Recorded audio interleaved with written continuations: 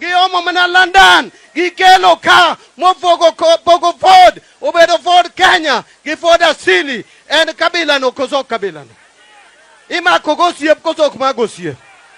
Bange no, Raila Wudo Dingo neno ni mako joma chon niweyo weche mokadho, mondo ji odhi mbele. Owacho ni Kibaki tosha. Adwa nyiso unene waketo Kibaki telo kanie wilbaro. Kendo sama ni kampene Kibaki mondo bed president mar Kenya. Raila ne donjo nyaka bedroom en kende mono yie ne donjo bedroom mar Kibaki kodhi pimo ne kaka pinjalo. Chieng' mane Kibaki ochamo muma Uhuru Park. Ema nodine Raila dhoget kagin gi Mudi Awuori to Saitoti to donjo okone ni okwadwaru kendo wasetieko kodu osiepwa kodu orumo. Imako gosiep kozok magosiep. Kane waneno ni kare utago wakoro wakao gini wadhi wariwore go Nyalo Jagot. Wadhi wawuoyo gi jo North Eastern, wawuoyo gi jo Nam Chumbi. Agwambo obiro ma gala. Okelo ODM, okelo machunga, mit dhano nyodho. Mit wayombo 2007 pinyo tuk Raila oyombo ekayawagi okao muma gotieno motero ne Kibaki State House mochamo muma inego nyithindwa ibiro gi wiyeki igolo Naivasha. Raila neno ni awarumo. Raila wacho ni kare wabaruru gini to ka gik 2013 to umiyago nikech adongi lisasi achiel ko gik 2013 kwayombo gikelo wuodgi mamadho njaga Majino se wenoran, magi jagi kelo nua, magi chuno wago, magi mayo wagi bunde, mobedo president mar Kenya, kendo kagi 2017, kendo giramo, ni wuodgi no, bedo president, Raila Yombe, mama rago yie, ni Raila Yombo ngane, donge ne gitamore. Ima kogosiep kozok magosiep. Akora penjo, ka kanyocha gik 2018, to Raila mosore gi ng'ani. Ka Raila se mosore kode, to wacho ni koro 2022, warituru marwa. Mit gi wuondowa, ma oketwa wan gi nyunet ginigi, wan gi wanga ginigi, ok udwa ni wafuole bunge. Kwa penjo ni kata kumiwa komoro achiel kata mar kidhedhe. Me kor gweng' ni joluo gi joma nade umanyo choke to wakelo nuringo. Wambe walinga na gwamo kego ne awang' ni tiyude bunde ni tokwa karo uru holowa. Omera ng'ano no wuondowa. Omera ne warito. Omera ne warito. Omera ne warito. Omera ne warito. Halo? Siaya oi!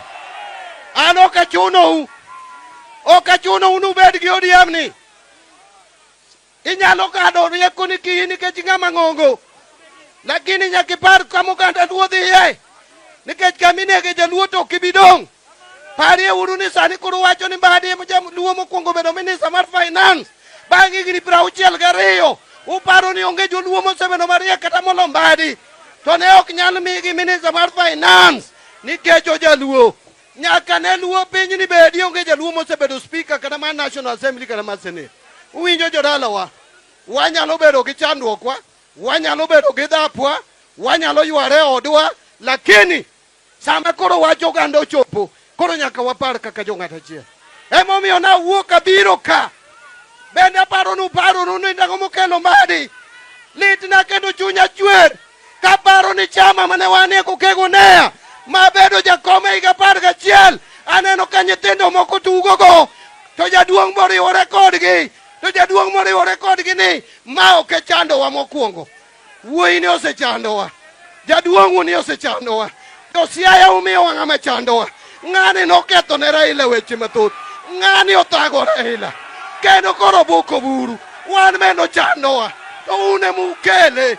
Ng'ani utime nade. Ere jomo yie ni ng'ani gitieko. Ere ng'ama tieko jogi. Siaya oi! Siaya oi! Siaya oi! Uyene luo wuoth achiel.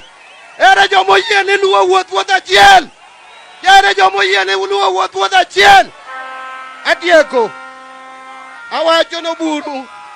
Awacho ne daktari. Daktari. Ano kane linda ground mwalindo. Ground osalindore. Olindore koso kolindore.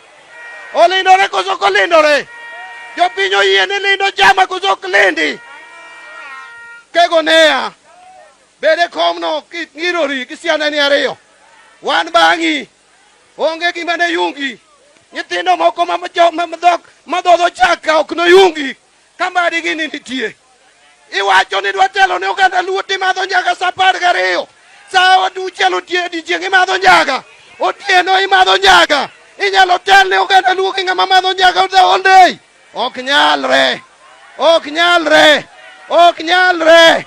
Let me finish. Let me say one word in English. I have come here because I'm emphasizing and supporting the unity of the Luo community and the unity of our party ODM. If there is anyone out there who thinks that the party will be split, that the party will be divided, you are dreaming. We are one people. Just check around the other team and this team. Tell me any leader of substance from ODM coming from Coast who is with them. Tell me any leader of substance coming from Northeastern of ODM who is with them. Tell me any leader of substance from Masai, Turkana who is with them. Tell me any leader of substance from Luoland who is with them. ODM is united or not united? Nyasai madgwedu, Nyasai matelnu, and me ankodi.